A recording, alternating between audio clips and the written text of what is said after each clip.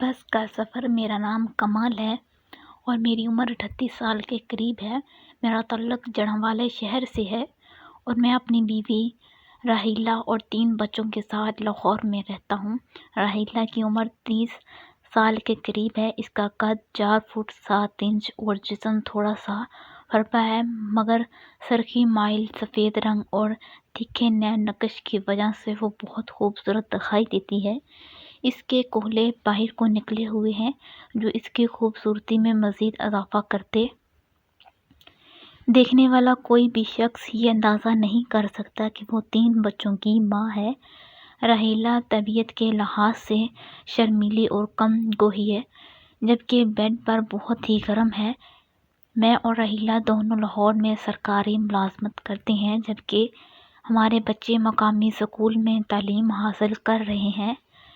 یہ گزشتہ سال کا واقعہ ہے جب بڑی عید کی آمد تھی اور ہم لوگوں نے ماں باپ کے ساتھ عید منانے کا فیصلہ کیا اور بچوں کو میں نے اپنے بھائی کے ساتھ جڑھانوالہ روانہ کر دیا، جبکہ میں اور راحیلہ نے دفتر سے چھٹیاں نہ ملنے کی وجہ سے عید سے ایک روز پہلے جڑھانوالہ جانے کا فیصلہ کیا۔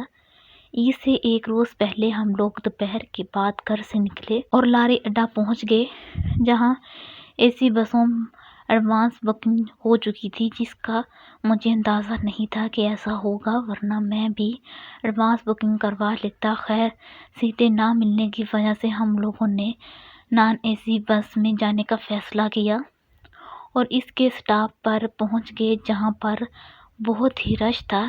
ایسا لگ رہا تھا کہ سارا لاہور ہی جڑھانوالہ جانے کے لیے یہاں امڈ آیا ہے۔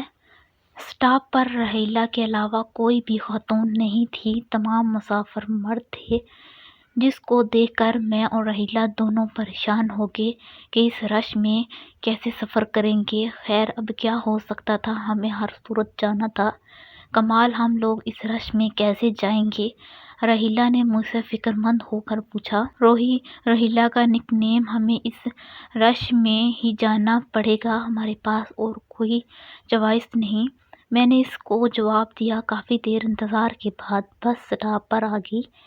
ابھی بس اسٹاپ پر رکی ہی نہیں تھی کہ لوگ اس کی طرف لپک پڑے۔ ہم دونوں بھی بس کی طرف ہوئے۔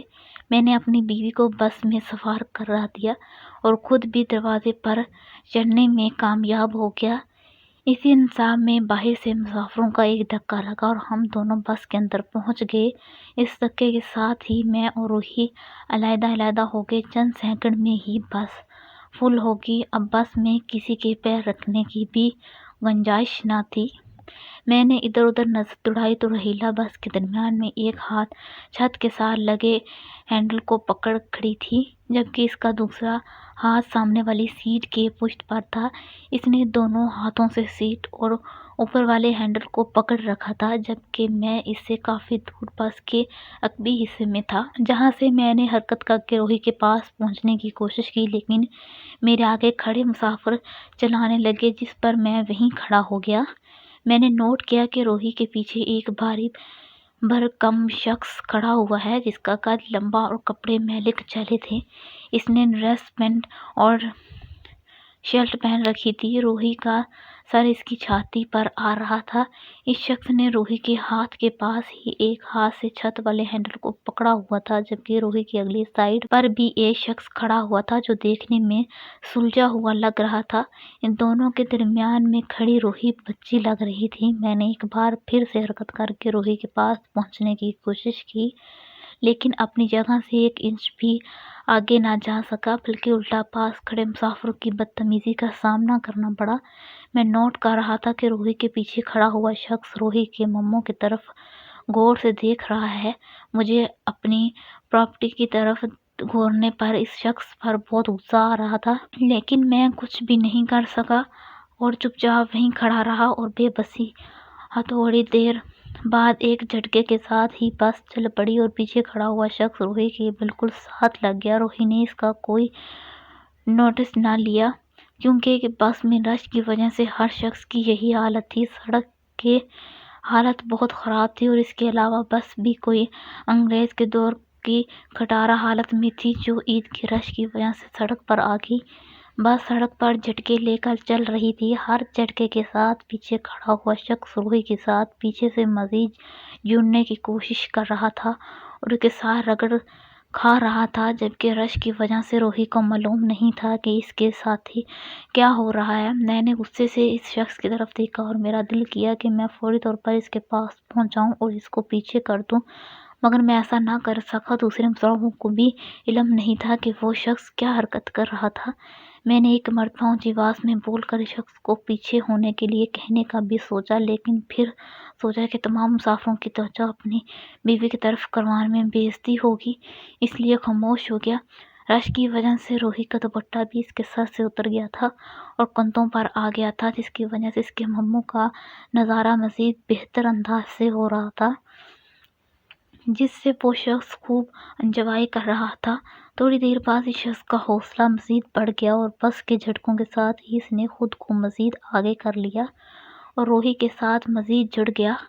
میں دیکھ رہا تھا کہ کوئی بھی دوسرا مسافر اس کی اس حرکت کو نوٹس نہیں لے رہا تھا، جبکہ بس جھٹکے لے لے کر چل رہی تھی، جس پر وہ شخص روحی کے ساتھ اپنے جسم کو رگڑنے کی کوشش کر رہا تھا۔ اس نے ایک بار آگے پیچھے نظر دوڑا کر دیکھا کہ کوئی دوسرا مسافر تو اس کی طرف نہیں دیکھ رہا۔ اس نے جیسے ہی میری طرف نگاہ کی، میں نے اپنی نگاہ دوسری طرف کر لی اور پھر چند سیکنڈ کے بعد اسی طرح دیکھنے لگا۔ اچانک بس نے ایک اور جھٹکا لیا اور اس شخص نے خود کو مزید آگے کرنے کی کوشش کی اور یکدم روحی نے غصے کے ساتھ اس کی طرف دیکھا، لیکن اس کو کہا کچھ نہیں۔ معلوم نہیں کہ اس نے کیا حرکت کی تھی۔ روحی نے نیچے جس ہاتھ سے سیٹ کو پکڑا رکھا تھا، اس سے اپنے دوپٹے کو ٹھیک کیا۔ اسی دوران بس کو ایک اور جھٹکا لگا۔ روحی تھوڑا سا آگے کو گھسک گئی، لیکن وہ شخص بھی آگے ہو گیا۔ اب روحی اپنے آگے اور پیچھے کھڑے دونوں افراد کے درمیان سینڈوچ بن گئی۔ اب روحی کا بیلنس بھی تھوڑا سا خراب ہو گیا۔ اس نے دونوں ہاتھوں سے چھت کے ساتھ لگے ہینڈل کو پکڑ لیا، جس کے ساتھ ہی اس کے جسم کے خدوخال مزید عیاں ہو گئے اور پیچھے کھڑا شخص تھوڑا سا آگے ہونے کی کوشش کرنے لگا۔ چند سیکنڈ کے بعد اس شخص نے اپنے دونوں ہاتھ چھت پر لگے ہینڈل سے ہٹائے اور انہیں روحی کے کولہوں پر رکھ دیا، جس سے روحی چونک گئی، مگر شرم کی وجہ سے اس نے کچھ نہ کہا۔ اس شخص نے چند لمحے کے لیے اپنے ہاتھ ایک جگہ پر ساکت رکھے اور پھر اپنے ہاتھوں کو اس کے پیٹ کی طرف بڑھا دیا اور اس نے روحی کے دونوں منہ پکڑ لیے۔ روحی نے ایک بار پھر غصے کی حالت میں اس کی طرف دیکھا، مگر کچھ نہ بول سکی۔ اس وقت وہ بھی بس سے نظر آ رہی تھی۔ پیچھے کھڑے ہوئے شخص نے تھوڑی دیر بعد روحی کے منہ میں دبانے شروع کر دیے، جبکہ روحی بدستور دونوں ہاتھوں سے اوپر والا ہینڈل پکڑے آگے کی طرف دیکھتی رہی۔ 5-6 منٹ کے بعد شخص نے اپنے ہاتھ نیچے کی طرف روحی کے کمر پر لا کر روک دیے اور اس کی کمر کا سائز لینا شروع کر دیا۔ پھر اس نے اپنے ہاتھوں کو تھوڑا سا مزید نیچے